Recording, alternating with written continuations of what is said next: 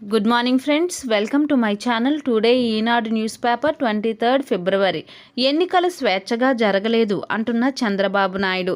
పంచాయతీ ఎన్నికలు స్వేచ్ఛాయుత వాతావరణంలో జరగలేదని రాష్ట్ర ఎన్నికల సంఘం నిర్వీర్యమై ఏమీ చెయ్యలేని నిస్సహాయ స్థితిలోకి వెళ్లిపోయిందని తెదేపా అధినేత చంద్రబాబు ధ్వజమెత్తారు. ఈ ఎన్నికలతో వైకాపా పతనం ప్రారంభమైంది అన్నారు. ఈ ఎన్నికలు నాంది మాత్రమేనని, వైకాపా నాయకులు తలకిందులుగా తపస్సు చేసిన ఆ పార్టీ పతనాన్ని ఆపలేరు అని పేర్కొన్నారు. పంచాయతీ ఎన్నికలలో ప్రజలు, తెదేపా కార్యకర్తలు వీరోచితంగా పోరాడారు అని చంద్రబాబు నాయుడు కొనియాడారు. టీకాల రాజధానిగా హైదరాబాద్ అంటున్న తెలంగాణ పరిశ్రమల శాఖ మంత్రి కేటీఆర్. హైదరాబాద్ ప్రపంచ టీకాల రాజధానిగా తన స్థానాన్ని సుస్థిరం చేసుకుందని పరిశ్రమలు, ఐటీ శాఖల మంత్రి కేటీ రామారావు అన్నారు. మున్ముందు ప్రపంచ జనాభా అంతటికీ టీకాలను అందించే స్థాయికి హైదరాబాద్ చేరుతుంది అన్నారు. ఇప్పుడు దేశాలన్నీ భారత్, హైదరాబాద్ వైపు చూడటం గర్వకారణమని పేర్కొన్నారు. 60కి పైగా దేశాల రాయబారుల సందర్శనతో పాటు ప్రధానమంత్రి నరేంద్ర మోదీ జినోమ్ వ్యాలీని సందర్శించడం నగర ప్రాధాన్యాన్ని చాటింది అన్నారు. జీవశాస్త్రాల పెట్టుబడులను 7,50,00,000 రూపాయలకు పెంచే లక్ష్యంతో తెలంగాణ పురోగమిస్తుంది అని తెలిపారు. Next news. ఇంకెంతకాలం భయపడతాం, కరోనాను దాటి ముందుకు సాగాలి అంటున్న మేరీకోమ్. ప్రాణాంతక కరోనా మహమ్మారికి ఇంకెంతకాలం భయపడాలని, ఎప్పుడో ఒకప్పుడు ఆ వైరస్ను దాటి ముందడుగు వేయాల్సి ఉంటుందని భారత బాక్సింగ్ దిగ్గజం మేరీకోమ్ అభిప్రాయపడింది. ఏడాది తర్వాత తొలి బాక్సింగ్ టోర్నీలో పాల్గొనబోతున్న ఈ 6 సార్లు ప్రపంచ ఛాంపియన్ డెంగ్యూ నుంచి పూర్తిగా కోలుకొని తిరిగి మునపటి బలం అందుకున్నాను అని మేరీకోమ్ వెల్లడించింది. Next news. 5 లక్షల మరణాల దిశగా అమెరికా మృతులకు నివాళులు అర్పించనున్న బైడెన్. కరోనా వైరస్తో తీవ్ర స్థాయిలో సతమతమవుతున్న అగ్రరాజ్యం అమెరికా మరో అవాంఛనీయ మైలురాయి దిశగా పయనిస్తుంది. ఆ దేశంలో కోవిడ్-19 మరణాల సంఖ్య 5 లక్షలు దాటనుంది. భారత కాలమానం ప్రకారం సోమవారం రాత్రి 11:30 వరకు 4,98,897 మంది పౌరులు అమెరికాలో కరోనా కాటుకు బలయ్యారు. జాన్ హాప్కిన్స్ విశ్వవిద్యాలయం రూపొందించిన ఈ సంఖ్య అమెరికాలో 2019లో గుండెపోటు, మతిమరుపు వ్యాధి, ఫ్లూ, నిమోనియా, తీవ్రమైన శ్వాసకోశ వ్యాధులతో సంభవించిన మరణాల సంఖ్య కంటే ఎక్కువగా ఉంది అని అంటున్నారు. Next news.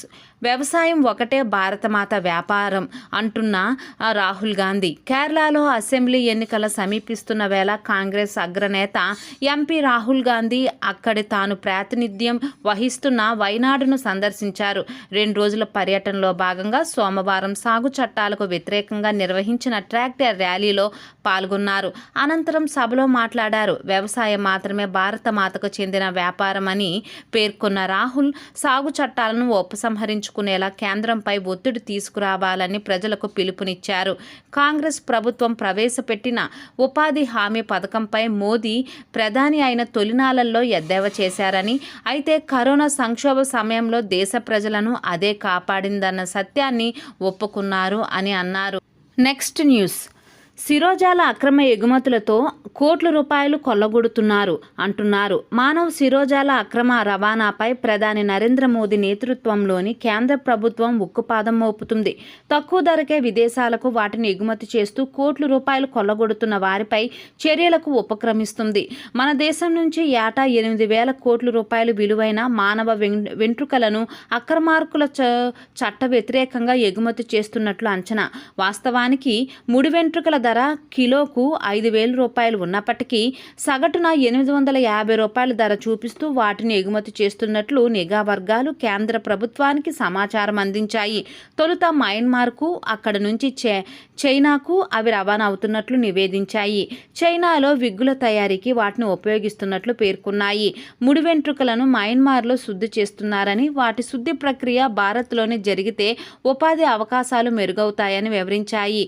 ప్రధానంగా హైదరాబాద్, తిరుచి, చెన్నై, కోల్కతాల కేంద్రంగా ఎగుమతుల దందా చోటు చేసుకున్నట్లు తెలిపాయి. దీంతో కేంద్ర ప్రభుత్వం అప్రమత్తమై దేశవ్యాప్తంగా అక్రమ రవాణాదారులపై చర్యలకు ఆదేశించింది అని అంటున్నారు. Next news.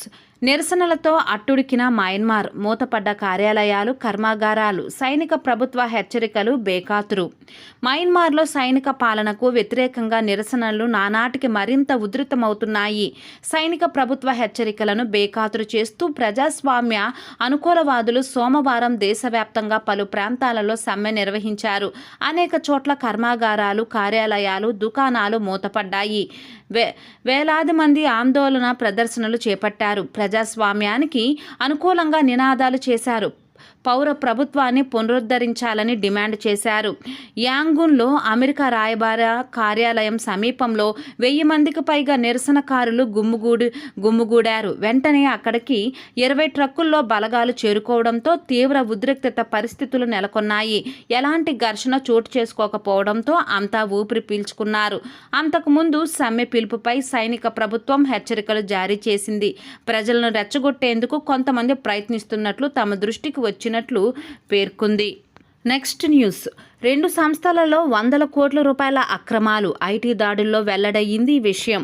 2 వ్యాపార సంస్థలకు చెందిన 100 కోట్ల రూపాయల విలువైన అక్రమ లావాదేవీలను ఆదాయ పన్ను శాఖ వెలికి తీసింది. ఈ విషయాన్ని కేంద్ర ప్రత్యక్ష పన్నుల బోర్డు సోమవారం ప్రకటించింది. మధ్యప్రదేశ్కు చెందిన సోయా ఉత్పత్తుల తయారీ సంస్థకు సంబంధించి 450 కోట్ల రూపాయల మేర అక్రమ ఆదాయం బయటపడినట్లు తెలిపింది. ఈ నెల 18న మధ్యప్రదేశ్, మహారాష్ట్ర, పశ్చిమ బెంగాల్లో 22 చోట్ల చేసిన దాడుల్లో వాటికి సంబంధించిన ఆధారాలు లభ్యమైనట్లు పేర్కొంది. 8 కోట్ల రూపాయలు లెక్కచూపని నగదు, 44 లక్షల రూపాయల విలువైన విదేశీ కరెన్సీని స్వాధీనం చేసుకున్నట్లు తెలిపింది. 9 బ్యాంకు లాకర్లను కూడా కనుగొన్నట్లు వివరించింది. ఆ సంస్థ షేర్ మార్కెట్ వ్యాపారం పేరుతో నకిలీ కంపెనీలతో లావాదేవీలు జరిపినట్లు చూపించి ఈ అక్రమాలకు పాల్పడినట్లు తెలిపింది. Next news. పెట్రోవాతపై వాద్రా నిరసన. సైకిల్పై కార్యాలయానికి. ఇంధన ధరలను పెంచడాన్ని వ్యతిరేకిస్తూ కాంగ్రెస్ అగ్రనేత ప్రియాంక గాంధీ భర్త రాబర్ట్ వాద్రా వినూత్న రీతిలో నిరసన తెలిపారు. సోమవారం ఢిల్లీలోని ఆయన నివాసం నుంచి కార్యాలయానికి సైకిల్ తొక్కుకుంటూ వెళ్లారు. పెరిగిన ఇంధన ధరల వల్ల సామాన్యులు తీవ్ర ఇబ్బందులు ఎదుర్కొంటున్నారని, వెంటనే వారికి ఉపశమనం కలిగించాలని వాద్రా కేంద్రాన్ని డిమాండ్ చేశారు.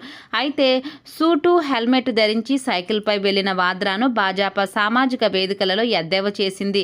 ఖరీదైన సూటు ధరించి వెనక డీజిల్తో నడిచే తన ల్యాండ్ క్రూజర్ కారు రక్షణగా వస్తుండగా వాద్రా సైకిల్ తొక్కారు అంటూ భాజపా నేతలు విమర్శించారు. మరోవైపు మధ్యప్రదేశ్లో పెట్రోల్, డీజిల్ ధరల పెంపును నిరసిస్తూ కాంగ్రెస్ ప్రజాప్రతినిధులు సైకిల్పై శాసనసభకు వెళ్లారు అని అంటున్నారు. Next news. 27న రైతుల భారీ కవాతు. కొత్త వ్యవసాయ చట్టాలకు వ్యతిరేకంగా ఢిల్లీ సరిహద్దులలో రైతుల బైఠాయింపు ప్రారంభమై 3 నెలలు పూర్తి కావస్తున్న సందర్భాన్ని పురస్కరించుకొని ఈ నెల 27న భారీ కవాతు చేపట్టాలని కర్షక సంఘాలు నిర్ణయించాయి. పంజాబ్ నుంచి ఢిల్లీ సరిహద్దుల వరకు నిర్వహించే ఈ కవాతులో రైతులు అత్యధిక సంఖ్యలో పాల్గొనాలని పంజాబ్ ఖేత్ మజ్దూర్ యూనియన్, భారతీయ కిసాన్ యూనియన్ నేతలు పిలుపునిచ్చారు అని అంటున్నారు.